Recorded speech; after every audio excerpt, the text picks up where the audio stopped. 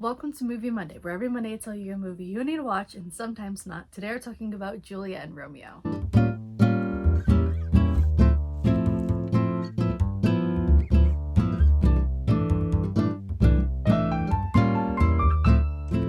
You know that movie. Actually, you might not know about this movie. I had no idea this movie existed. I saw maybe like one marketing thing for it, but that's okay. That's why we're getting into it today. It came out a week or two ago. It's 2 hours and 2 minutes long, and it's categorized as a musical romance. And of course, we're talking about Romeo and Juliet, so we have to have our Romeo and our Juliet. But as you can imagine, there is quite an extensive cast, so I'm only going to put some of the people featured in this film on the screen now. But there is quite a list, so you know, if you're curious, look that up. Sorry to interrupt the flow, but I definitely forgot to record this clip. But if you're more into that behind the scenes information like ratings, writers, directors, producers, that should also be on the screen now. I did have the awesome opportunity to pre-screen this movie, and I am so excited to get into it. I am someone who honestly really jibes with the Romeo and Juliet story. I played one of the characters in high school, so it definitely holds like a little special place in my heart. But even outside of that, I just genuinely like the story. And maybe that's kind of whatever, but I kind of like those classic tales, or like a take on the classic tales. Like for me, that classic Cinderella story also fits in that vibe. I really just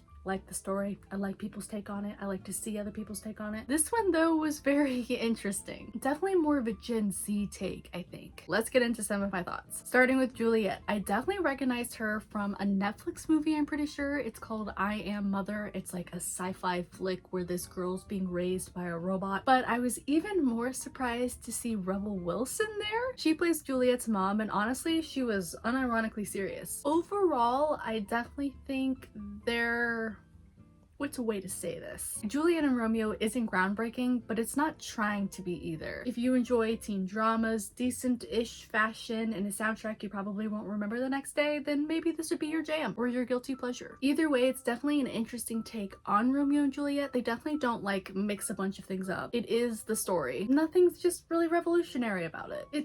It's polished enough. It's giving CW in a way, like a CW drama with a slightly bigger budget. And the fashion honestly wasn't really that bad. Some bold choices, some silhouettes, definitely colorful. I definitely think you get that Montague and Capulet vibe. The music though, the music is either the biggest selling point or the biggest turnoff depending on your personal opinion. It heavily leans into very mid-pop, generic pop. As soon as I heard the words, they immediately did not stick in my brain. Pop. Nothing offensively bad, I just personally, now making this video, I cannot tell you a single song title, a single number. Like, I know that they happened, but like, it didn't stick at all. The plot hit the same beats that you would expect it to hit, which honestly is a win in my opinion. Sometimes people can take the Romeo and Juliet story way too far or like way out of its bounds and it just doesn't make sense anymore. Star-crossed lovers, feuding families, dramatic misunderstandings, it hits it all. Sometimes though, I feel like it's a little too focused on being cool and looking cool and acting cool that it kind of loses that emotional depth that I feel like it definitely could have. And we just need to have a little moment for Rebel Wilson. Her performance just really surprised me. She's not in that comedic relief role that I typically see her in, and not that her performance was like super transformational, but it's just a nice reminder that she can do more than just be the funny girl. I wish the script gave her more time and a little more to work with because there was definitely something cooking there, and I definitely would love to see her in another more serious toned role. I cannot confidently say that this movie is absolutely amazing, but if you want to see a 2025 take on Romeo and Juliet, I definitely think